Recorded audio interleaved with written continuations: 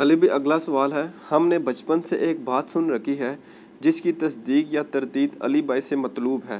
وہ حیران کن بات یہ ہے کہ بہت سے مسلمانوں کا یہ دعویٰ ہے کہ ایک مرتبہ ہمارے پیارے نبی صلی اللہ صلی علیہ اللہ وآلہ علیہ وسلم کا وآلہ مبارک وسلم۔ پسینہ زمین پر گر گیا تو اللہ تعالیٰ نے اس کے اعزاز میں وہاں سے گلاب کا پھول اگایا۔ چنانچہ ہم جو گلاب کے پھول کی خوشبو سونگھتے ہیں، دراصل یہ خوشبو نبی صلی اللہ علیہ وآلہ صلی وسلم کے اللہ علیہ پسینے وآلہ کی وسلم۔ خوشبو ہے جو اللہ تعالیٰ نے قیامت تک کے لیے گلاب کے پھول کی شکل میں باقی رکھی ہے۔ کیا یہ بات صحیح ہے؟ یہ کہانی ہے جی، اور صراحتاً میں سمجھتا ہوں کہ نبی الاسلام کی گستاخی ہے، کیونکہ آپ کے مبارک پسینے کی خوشبو گلاب سے بہت بہتر ہے۔ ٹھیک ہے، یہ تو پہلی اصولی بات ہے۔ یہ قوالیوں میں، نعتوں میں، جھوٹے واقعات کے اندر اس طرح کی نہ باتیں، یہ تو آپ کہہ رہے ہیں پسینے کی۔ بعض لوگوں سے میں نے یہ بھی سنا ہے کہ جی وہ غزوہ احد کے موقع پر جو خون مبارک گرا تھا، ایک قطرہ زمین پہ گر گیا تھا، وہاں سے گلاب نکلا ہے۔ سر، گلاب کو اگر آپ سائنٹیفکلی انالائز کریں گے تو نبی الاسلام کی پیدائش سے پہلے دنیا میں گلاب ایگزسٹ کرتا ہے۔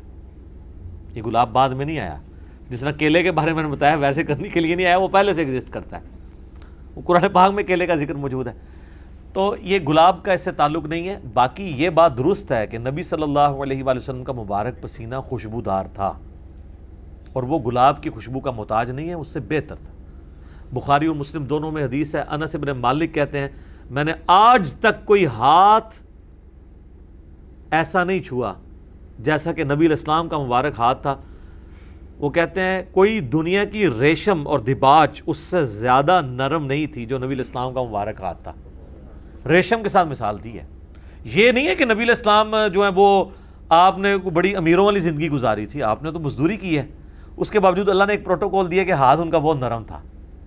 ٹھیک ہے، اسی بخاری مسلم کی حدیث میں آتا ہے کہ میں نے آج تک کوئی مشک اور عنبر کی خوشبو ایسی نہیں سونگھی جو نبی الاسلام کے پسینہ مبارک سے اور آپ کے مبارک ہاتھوں سے آتی تھی۔ مسلم شریف میں حدیث ہے، ایک صحابی کہتے ہیں میں چھوٹی عمر کا تھا تو حضور نے ایک دفعہ میرے اپنا ہاتھ مبارک میرے سر پہ پھیرا، تو کہتے ہیں مجھے لگتا ہے کہ آپ علیہ السلام نے ہاتھ مبارک کسی عطر دان سے نکال کے میرے سر پہ پھیرا ہے، اتنا خوشبودار تھا۔ تو آپ علیہ السلام کے پسینے سے خوشبو آتی تھی۔ بخاری مسلم دونوں میں حدیث ہے کہ ام سلیم کہتی ہیں کہ نبی الاسلام ایک دفعہ سوئے ہوئے تھے تو آپ کو سوتی ہوئی حالت میں بہت پسینہ آتا تھا، تو ایک کھلے برتن کے وہ لے کے آئیں، ایک کھلا برتن، اور نبی الاسلام کے مبارک پسینے کو انہوں نے جمع کیا۔ حضور کی آنکھ کھل گئی، آپ فرمایا یہ کیا؟ ان کا جی اس طرح آپ کا پسینہ انتہائی خوشبودار ہے، ہم اس کو خوشبو کے طور پہ اپنی خوشبو میں ملا کے استعمال کرتے ہیں، اپنی خوشبو میں بھی خوشبو کرنے کے لیے۔ ٹھیک ہے، اور مسلم شریف کی ایک حدیث میں ہے کہ ایک عورت آئی کہ میری بچی کی شادی ہے تو میں آپ کا پسینہ لینے کے لیے آئی ہوں، ٹھیک ہے، خوشبو کے طور پہ۔ اچھا، وہ بخاری مسلم کی اس حدیث میں ام سلیم نے جب یہ جواب دیا تو حضور نے فرمایا تم نے اچھا کام کیا، یعنی آپ نے اس کی تعریف کی۔ پسینہ مبارک آپ کی تو ہر چیز ہی جناب کمال ہے، تو کس کس بات کا ذکر کیا جائے؟ میں گھنٹوں اس پہ فی الودی کئی احادیث بیان کر سکتا ہوں آپ کے تبرکات کے اوپر۔ صحیح مسلم میں حدیث ہے، نبی علیہ السلام فجر کے بعد سخت سردیوں میں بھی جب نکلتے تو مدینے کے لوگوں نے اپنے غلام باہر کھڑے کیے ہوتے برتن اٹھا کے، آپ علیہ السلام ایک ایک برتن میں اپنا ہاتھ ڈالتے جاتے تھے برکت کے لیے۔ بخاری مسلم میں کتنی حدیثیں ہیں کہ نبی علیہ السلام وضو کر کے جب فارغ ہوتے تھے تو صحابہ کرام آپ کے وضو کا پانی اپنے چہرے پہ ملتے تھے۔ وہ ایک تشت میں آپ کو وضو کروایا جاتا تھا نا ایک برتن کے اندر، تو اس سے، اور جس کو نہیں ملتا تھا وہ دوسرے سے لے کے مال لیتا تھا برکت کے لیے۔ ظاہر ہے وہ تو برکت ہی ہے۔ یہ تو چھوڑ دیں، تھوک مبارک کی کیا برکت ہے؟ بخاری مسلم دونوں میں حضرت علی کو اشوب چشم تھا غزوہ خیبر کے موقع پر، حضور نے جب بلایا ہے تو ان کی تو آنکھیں بھی نہیں کھل رہی تھی، تو آپ نے مبارک لعاب لگایا تو شفا ہوگی۔ اشوب چشم ایک وائرل ڈیزیز ہے سر، میں اس کو بھگت رہا ہوں، 2016 میں بھی تھی، آج 2020 ہو گئے، میری آنکھیں دوبارہ ریکور نہیں اس طرح ہو سکی۔ تو ایک لمحے میں جناب اشوب چشم ختم ہو جائے، کیا ہی بات ہے۔ پھر آپ نے مبارک ہاتھوں سے زیرہ باندھ کے تو خیبر کے لیے روانہ کیا، تو آپ کی مبارک تھوک کی برکت۔ اس طرح بخاری مسلم میں کئی احادیث ہیں کہ آپ نے اپنا لعاب دہن کسی کنویں میں ڈالا ہے، پانی اوپر آ گیا، کھانے میں ڈالا ہے، کھانا 10 بندوں کا تھا، 300 بندوں نے کھا لیا ہے اور اتنے کا اتنا ہے، کام ہی نہیں ہو رہا۔ تھوک مبارک کی برکت، ہاتھ مبارک کی برکت۔ بخاری مسلم میں آتا ہے کہ صلح حدیبیہ کے موقع پر سارے لوگوں سے پانی تھوڑا تھوڑا جمع کر کے ایک کٹورا جمع ہوا، نبی علیہ السلام نے اپنا ہاتھ اس میں رکھا، اس میں سے پانی کے چشمے نکلے. 1500 صحابہ نے، جابر بن عبداللہ کہتے ہیں، وضو کیا، پانی پیا، جانوروں کو پلا لیا اور اپنے مشکیزیں بھی بھر لیے. تو تابعی کہتے ہیں کہ وہ پانی کتنا تھا؟ انہوں نے کہا وہ دیکھنے کو تو ایک کٹورا تھا، لیکن حضور کی انگلیوں سے جو چشمے نکل رہے تھے نا، وہ پانی اتنا زیادہ تھا کہ 1,00,000 بھی ہم ہوتے نا، وہ پانی 1,00,000 کو بھی کفایت کرتا تھا. تو آپ کے مبارک ہاتھوں کی برکت تھی.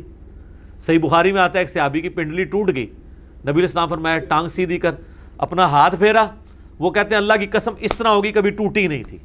حالانکہ سر پنڈلی ٹوٹ جائے نا، اس کا کیورنگ پیریڈ 6 سے 8 ہفتے ہے اور سالوں اس کی احتیاط چلتی ہے، آپ دوبارہ نہیں وہ باندھ سکتے. اور صحابی کہتے ہیں مجھے یاد بھی نہیں ٹوٹی تھی. معجزہ. بخاری مسلم میں آتا ہے کہ ایک شخص نے جمعے کے خطبے کے دوران کہا یا رسول اللہ مویشی علاقوں کے دعا کریں بارش کے لیے. دعا کی، اسی ٹائم بارش شروع ہوئی، اگلے جمعے تک جاری رہی. اگلے جمعے وہی بندہ کھڑا ہو گیا کہ ہمارے گھر جو ہیں وہ اب پانی ان میں ٹپکنے لگا. آپ بس یہ دعا کریں کہ زمینوں پہ سائڈ پہ ہو، گھروں پہ نہ ہو. تو بخاری مسلم کے الفاظ ہیں، آپ نے یوں انگلی سے بادلوں کو اشارے کیے. سر اب جن صحابہ نے یہ منظر دیکھا ہوا تھا، صحیح بخاری میں آتا ہے ابن مسعود کہتے ہیں ہم حضور کے ساتھ کھانا کھاتے تھے، ہم اس کھانے کے نوالوں میں سے تسبیح کی آواز سنتے تھے. ٹھیک ہے، یہ تو برکات آپ کی تھی. جابر بن عبداللہ کہتے ہیں مسلم شریف میں حدیث ہے کہ ایک سفر کے دوران حضور نے مجھے کہا ان 2 درختوں کو کہو کہ اللہ کے نبی کہہ رہے ہیں مل جاؤ، میں نے رفع حاجت کرنی ہے. وہ جڑوں سمیت اکھڑ کے کٹھے ہوئے. کہتے ہیں میں نے حضور کو پانی دیا، آپ سنجا کر کے فارغ ہوئے، آپ نے یوں انگلی سے اشارہ کیا، واپس اپنی جگہ پہ چلے گئے. یہ چیز صحابہ کرام کے ایمان کو بڑے اوپر کے لیول پہ لے جاتی تھی. اور یہ تو نبی الاسلام کے ڈائریکٹ تبرکات ہیں. آپ کے بال مبارک جو آپ سے ٹوٹ کے الگ ہو چکے ہیں، ان کی برکات بھی آپ سنیں.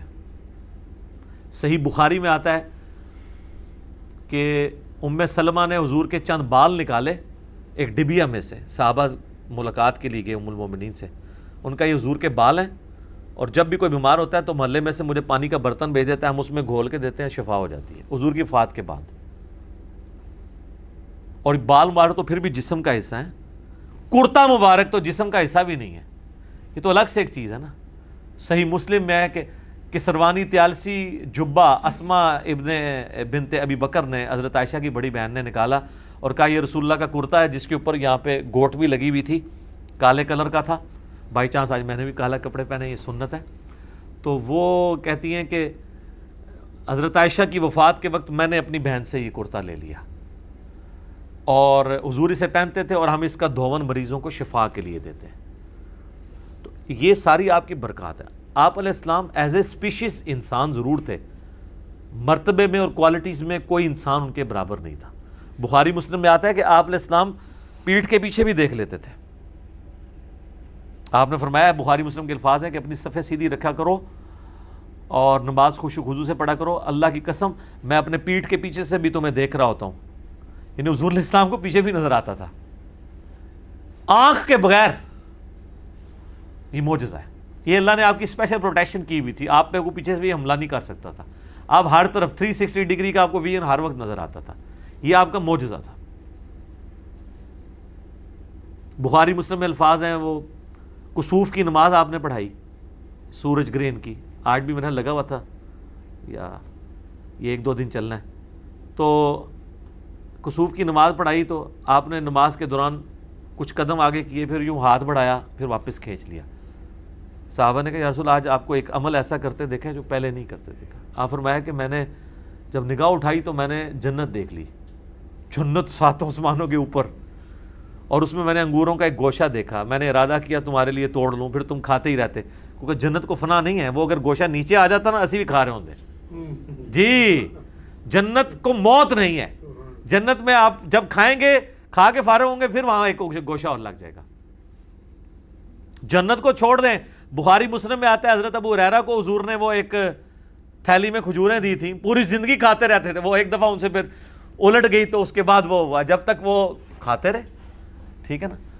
تو آپ علیہ السلام اب آپ دیکھیں کہ نگاہ کہاں پہنچی ہے؟ جنت میں. ہاتھ بھی پہنچ رہے ہیں. تو یہ جو لوگ بعض اوقات گستاخی کرتے ہوئے کہتے ہیں نبی کے بھی 2 ہاتھ ہمارے بھی 2 ہاتھ, اس طریقے سے کبھی بھی کسی صحابی نے توحید نہیں بیان کی ہے. یہ نان سینس اپروچ ہے.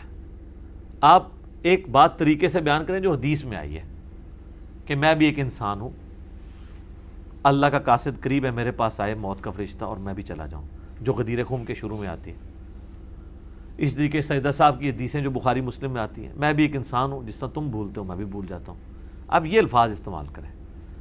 باقی آپ علیہ السلام کی جو کوالٹیز اللہ نے آپ کو دی ہیں وہ اتنی ایکسٹرا آرڈنری ہیں.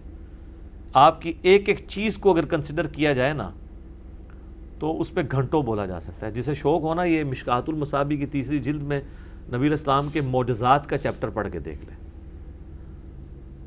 تو پتہ چل جائے گا کہ آپ صلی اللہ علیہ وآلہ وسلم کو اللہ تعالیٰ نے کیا کیا کوالٹیز دی ہیں جو فزیکلی لوگوں نے آبزرو کی ہیں. آپ صلی اللہ علیہ وآلہ وسلم, صحابہ کہتے ہیں جب آپ چلتے تھے آپ کے ساتھ کو پیدل چل نہیں سکتا تھا. ہاں تھک جاتے تھے, آپ تھوڑا تیز چلتے تھے اور جھکے ہوئے جیسے کوئی ڈھلوان سے نیچے اتر رہا ہے تو لوگ نہیں چل سکتے تھے آپ کے ساتھ, تھک جاتے تھے. داڑھی دیکھ لیں وفات تک سفید نہیں ہوئی. بخاری مسلم دونوں میں الفاظ ہیں. انس ابن مالک کہتے ہیں میں اگر گننا چاہتا, یہ وہ شخص کہہ رہا ہے جو 10 سال حضور کو وضو کروا رہا ہے, سر 10 سال میں کتنی نمازیں آئی ہوں گی. کیا خوش نصیبی ہے جی انس ابن مالک کی, اس نے حضور کو کتنی دفعہ وضو کروایا ہے تو کرتے ہوئے دیکھا ہے. تو کہتے ہیں وفات کے وقت اگر میں داڑھی اور سر کے ملا کے بھی گنتا نا تو 20 سے زیادہ بال سفید نہیں تھے. 20 سے زیادہ تو میرے سفید ہیں. کالی داڑھی خوبصورتی کی علامت ہے, اسی لیے آپ علیہ السلام کی وفات تک داڑھی کالی رہی. اور داڑھی آپ کالی کر بھی سکتے ہیں, اس پہ میرا ایک کلپ آ چکا ہے. داڑھی کو بلیک کرنا, اس میں نے دلائل ماشاءاللہ وہ 4 لاکھ سے زیادہ لوگ دیکھ چکے ہیں. 25 منٹ میں نے پورا مقدمہ بیان کیا ہے کہ وہ ممانعت کن احادیث کے میں کس کے بارے میں آئی. نبی علیہ السلام کو ضرورت نہیں پڑی, اللہ نے ان کو خوبصورتی کی علامت بنایا تھا. آپ کی داڑھی وفات تک کالی رہی ہے. تو یہ اللہ تعالیٰ نے آپ کو ایک اعزاز دیا ہے. اس کے علاوہ بھی آپ صلی اللہ علیہ وآلہ وسلم کے جسم مبارک کو اگر آپ کنسیڈر کریں, وفات تک آپ کی آنکھوں کی بینائی کا معاملہ دیکھ لیں, آپ علیہ السلام کے چہرے پہ گوشت مبارک دیکھ لیں, ہتھیلیوں کا بھرا ہونا دیکھ لیں, کوئی بھی چیز. ظاہر ہے 63 ایئرس کیا ایج ہوتی ہے, 63 بھی ہمارے لیونر ایئرس کے اعتبار سے ویسے 61 بنتی ہے جو ہم اس وقت سولر کیلنڈر لے کے چل رہے ہیں. تو یہ گلاب کے بارے میں یہ بات کرنا کہ نبی علیہ السلام کے پسینے سے بنا ہے, تو میں نے اس کا نیا اینگل کھول دیا کہ یہ تو گستاخی ہے. آپ گلاب کی خوشبو کو حضور کے پسینے والی مانتے ہیں, اسی سے ان کو بات سمجھ آئے گی. گلاب کی خوشبو کیا ہے؟ مشک اور عنبر کے بارے میں. مشک اور عنبر کبھی آپ, مہنگی ترین خوشبوئیں, یہ کبھی آپ استعمال کر کے دیکھیں جناب. یقین کریں اگر آپ کپڑے دھوئیں نا, کپڑے کے اوپر مشک لگا دیں نا, 2 3 مہینے تک خوشبو نہیں جائے گی. میں ایک مصلی پہ جہاں پہ نماز پڑھتا ہوں وہاں پہ ہلکا سا ایک قطرہ اس کا میں نے لگایا ہے, 3 مہینے تک میں نے نہیں خوشبو اس کی جاتے. میں جتنی بار جاؤں میں یار یہ کون روزانہ لگا جاتا ہے. آپ ہوتے تو کہتے علی بھائی کرامت ہے تہاڈی. کرامت شرامت نہیں ہے, وہ مشک شائی ایسی ہے. اور انس بن مالک کے الفاظ ہیں بخاری مسلم میں کہ نبی علیہ السلام کے پسینے سے اور آپ کے جسم مبارک سے وہ خوشبو آتی تھی جو مشک اور عنبر سے بھی نہیں آتی. اور آپ کا ہاتھ مبارک ریشم اور دباج سے زیادہ نرم تھا. یہ بخاری مسلم میں کتنے آپ علیہ السلام کے جو شمائل, اسے کہتے ہیں شمائل. امام ترمذی نے ایک کتاب لکھی ہے شمائل ترمذی, جس میں آپ علیہ السلام کے گیٹ اپ کے حوالے سے ایک ایک چیز کنسیڈر کی گئی ہے. آپ کے کپڑے کیسے آپ استعمال کرتے تھے, پگڑی کس کلر کی ہوتی تھی, کرتا آپ استعمال کرتے تھے, آپ کی داڑھی مبارک کیسی تھی, چلنے کا سٹائل آپ کا کیسا تھا, جوتی مبارک آپ کی کیسی تھی, یہ ساری کی ساری چیزیں. تو آپ علیہ السلام کا پسینہ مبارک ہو, آپ علیہ السلام کے بال مبارک ہوں, آپ صلی اللہ علیہ وآلہ وسلم کا تھوک مبارک ہو. اس کے اوپر آلریڈی میرے کئی ایک ویڈیوز ریکارڈڈ موجود ہیں. ایون پیشاب بھی آپ علیہ السلام کا وہ بھی ایک یونیک تھا. سنن نبی داؤد میں ایک حدیث موجود ہے, نبی علیہ السلام کی عادت تھی کہ آپ نے ایک لکڑی کا پیالہ رکھا ہوا تھا, سردیوں میں پیشاب کرنے کے لیے اٹھ کے باہر نہ جانا پڑے تو آپ اس میں پیشاب کرتے تھے. پیالہ یعنی بڑے سائز کا, وہ آپ کے بستر کے نیچے پڑا ہوتا تھا. ایک دفعہ آپ نے اس نے پیشاب کر دیا تو آپ کی لونڈی تھی ایک, ان کو نہیں پتا تھا اس بات کا, تو وہ پیشاب انہوں نے پی لیا. ابو داؤد میں صرف اتنے الفاظ ہیں کہ آپ پیشاب کے لیے پیالہ ہوتا تھا جو آپ کی چرپائی کے نیچے ہوتا تھا.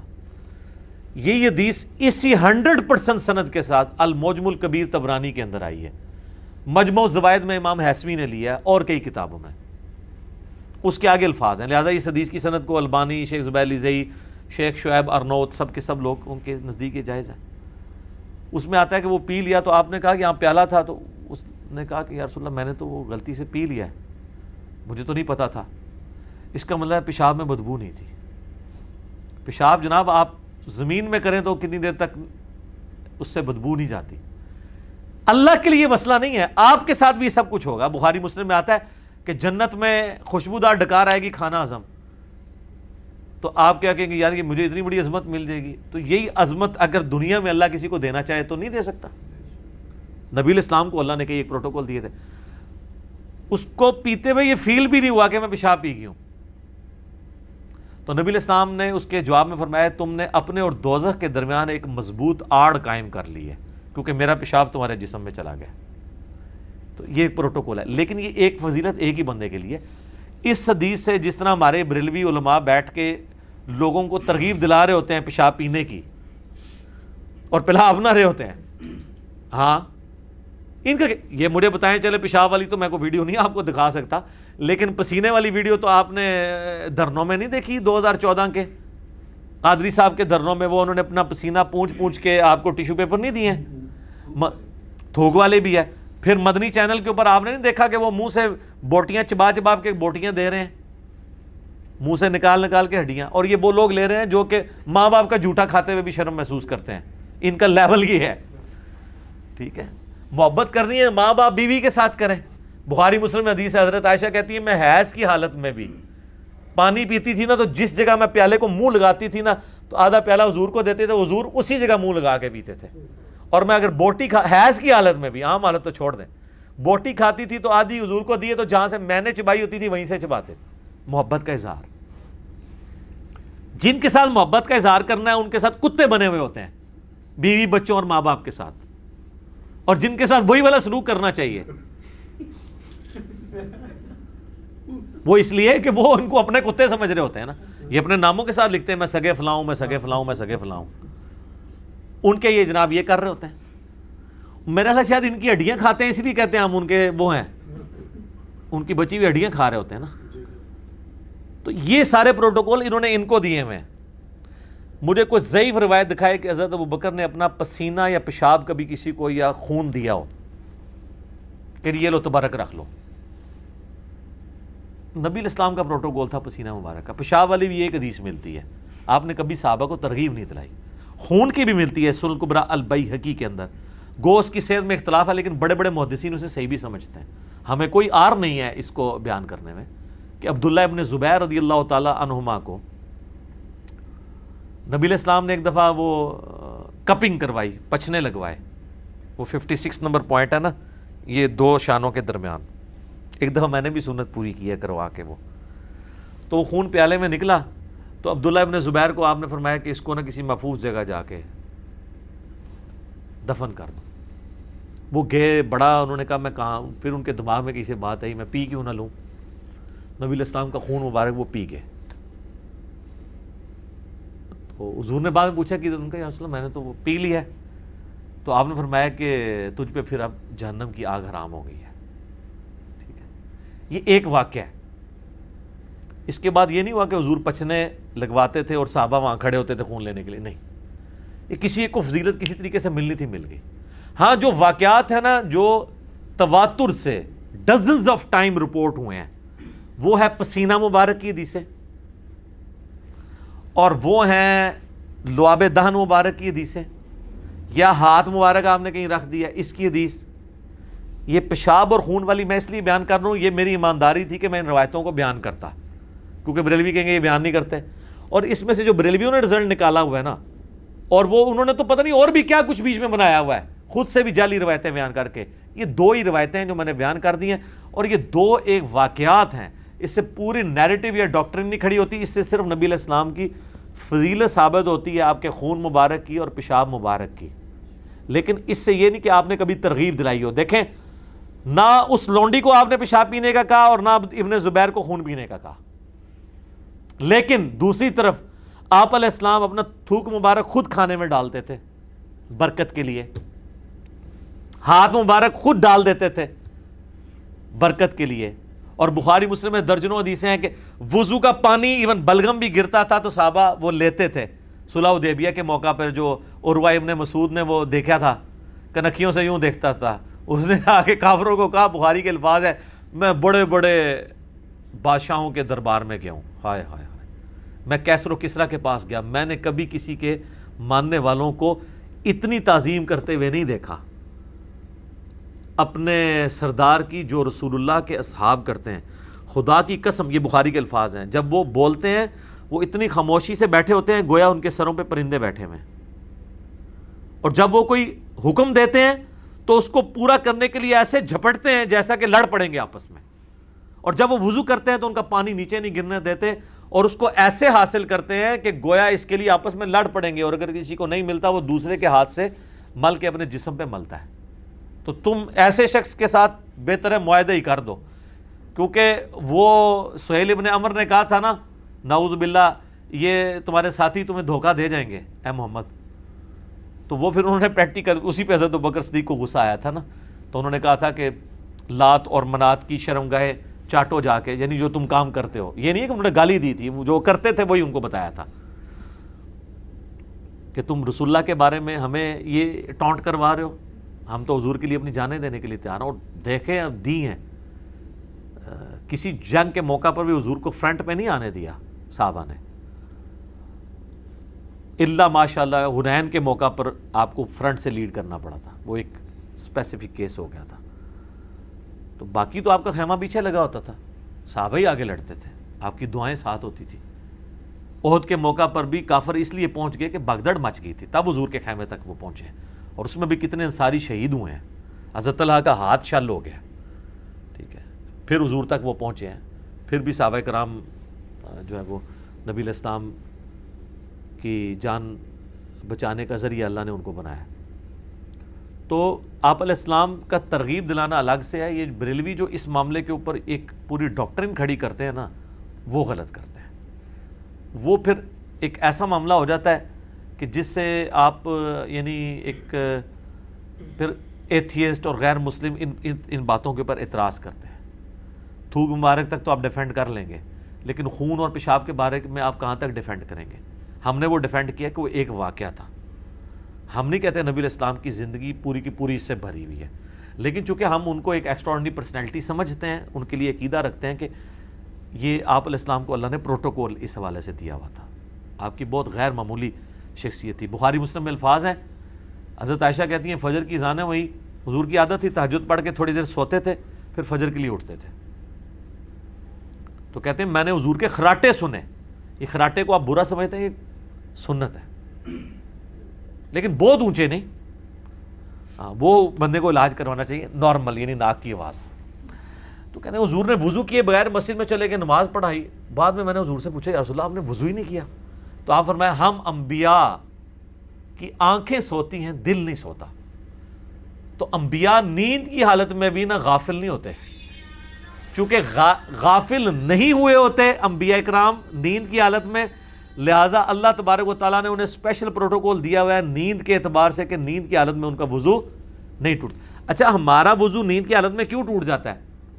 ہمیں اپنی ہوش نہیں رہتی، اس لیے مسلم شریف میں آتا ہے نا، صحابہ کرام جھونکے لے رہے ہوتے تھے اور پھر نماز پڑھ لیتے تھے، جھونکے میں آپ غافل نہیں ہوئے ہوتے، لیکن اگر بندہ ایک لیٹ گیا یا سو گیا تو وہ تو غافل ہو جاتا ہے نا۔ یہ پروٹوکول کسی صحابی کو بھی نہیں ہے کہ وہ خراٹے لے رہا اور اس کو وضو نہ کرنا پڑے، جھونکے تو آپ بھی اگر ایک جگہ بیٹھے ہوئے ہیں جھونکے لے رہے ہیں، جس کو ہم پنجابی میں جاگو بیٹی کہتے ہیں، آپ کا وضو نہیں ٹوٹے گا، مسلم شریف میں حدیث موجود ہے، لیکن یہ تو پروٹوکول نبی کا ہے کہ وہ سوتے بھی ہیں تو غافل نہیں ہوتے۔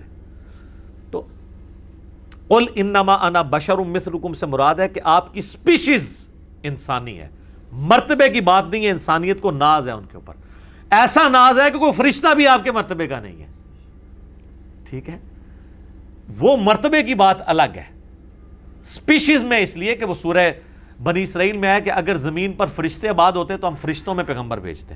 یہاں پہ ہمارے یہ لوگ پتہ کیا سمجھ رہے ہوتے ہیں کہ معاذ اللہ اگر نبی علیہ السلام کو ہم نے انسان مان لیا تو گستاخی ہو جائے گی. نبی علیہ السلام کو انسان ماننے میں ہی آپ کا ادب ہے, کیونکہ انسانیت کو لقد خلقنا الانسان فی احسن تقویم ہے. باقی آپ کے لیے جو نور کا ہم لفظ استعمال کرتے ہیں, آپ نور ہدایت ہیں. اسلام کی پہلی تفسیر ابن جریر طبری کی جو ہے اس میں لقد جاءکم من اللہ نور و کتاب مبین, اس میں واضح امام طبری نے لکھا ہے یہاں نور سے مراد نبی الاسلام ہے اور کتاب سے مراد قرآن ہے. جو اکثر وہ دیوبندی اور اہل حدیث کہہ رہے ہوتے ہیں بریلویوں نے تعریف کی ہے, یہ تو امام ابن جریر طبری متوفہ 310 ہجری نے یہ تفسیر میں لکھا ہے. اس کو چھوڑ دیں, اس سے بڑی تو قرآن کی آیت ہے انا ارسلناک شاہدا و مبشرا و نذیرا و داعیا الی اللہ باذنہ و سراجا منیرا. حضور علیہ السلام وہ سورج ہیں جو چمکا دیتا ہے. آپ نور نہیں ہیں, نور بخشنے والے ہیں, لیکن نور ہدایت ہے. وہ بخاری مسلم بھی نور ہدایت ہے, صحابہ بھی نور ہدایت ہے. اور وہ حدیث تو ٹھیک ہے نا, دلائل النبوہ امام بیہقی کی کتاب میں, مسند امام احمد میں ہے, مشکات میں موجود ہے, ترمذی میں بھی ہے. دو یہ حدیثیں ہیں. ایک حدیث میں آتا ہے کہ نبی علیہ السلام سے پوچھا گیا آپ پہ نبوت کب واجب ہوئی؟ آپ فرمایا کہ میں اللہ کے ہاں اس وقت بھی خاتم النبیین لکھا تھا جب آدم مٹی اور پانی کے درمیان تھے, میں اس وقت بھی نبی تھا اللہ کے علم میں. اور دوسری حدیث میں آتا ہے دلائل النبوہ کی, مسند احمد کی اور مشکات میں بھی, حضور کے فضائل کے چیپٹر میں, کہ آپ علیہ السلام نے فرمایا کہ میں دعائے ابراہیم ہوں, میں عیسیٰ کی بشارت ہوں, میں اپنی ماں کا وہ خواب ہوں جو میری پیدائش کے وقت انہوں نے دیکھا کہ ان کے لیے ایک نور ظاہر ہوا جس سے شام کے محلات بھی ان کے سامنے روشن ہو گئے. یعنی آپ کو بشارت دی گئی کہ آپ سے جو بیٹا پیدا ہوگا رومن امپائر بھی اس کے حلقہ اثر میں آ جائے گی. تو آپ علیہ السلام نے اس کے لیے نور کے الفاظ ہیں, میری والدہ کے لیے نور ظاہر ہوا. آپ نے خود اپنے آپ کو نور کہا. تو آپ علیہ السلام نور ہدایت ہیں. باقی اگر کہتا ہے اسپیشیز نور ہے تو یہ توہین کے درجے میں اس حوالے سے چلا جائے گا کہ ہم تو اسپیشیز کے طور پہ مٹی کو نور سے افضل سمجھتے ہیں, کیونکہ انبیاء کرام علیہ السلام میں نبی علیہ السلام کی مبارک ذات, وہ اللہ تعالیٰ نے ان کو جو ہے وہ مٹی سے پیدا کیا ہے. تو یہ نور بشر کا مسئلہ بھی خام کا ایک جھگڑا بنایا ہوا ہے. نور بھی ہیں آپ, بشر بھی ہیں, نور ہدایت ہیں, اور بشر ایز اے اسپیشیز ہیں. وہ قرآن کا واضح فیصلہ ہے. اے نبی فرما دو انما انا بشر مثلکم. مثلکم سے مراد مرتبے میں نہیں بلکہ اسپیشیز میں. مرتبہ تو پھر کسی فرشتے کا بھی ویسا نہیں ہے. تو جو لوگ نور نور کی رٹ لگاتے ہیں نا, ان کو کہیں کہ وہ والا نور اگر آپ مانیں گے تو نبی علیہ السلام کا مرتبہ کم کریں گے, کیونکہ لقد خلقنا الانسان فی احسن تقویم. اور پھر خود ہی آپ لوگ ہمیں شعر سنا رہے ہوتے ہیں فرشتے سے بہتر انسان بننا, مگر اس میں لگتی ہے محنت زیادہ. جب حضور کی باری آتی ہے تو آپ فرشتوں کی کیٹیگری میں ان کو ڈال دیتے ہیں. کیونکہ دیکھیں صحیح مسلم حدیث ہے, اللہ تعالیٰ نے انسانوں کو مٹی سے, جنات کو آگ کی لپٹ سے, اور فرشتوں کو نور سے پیدا کیا.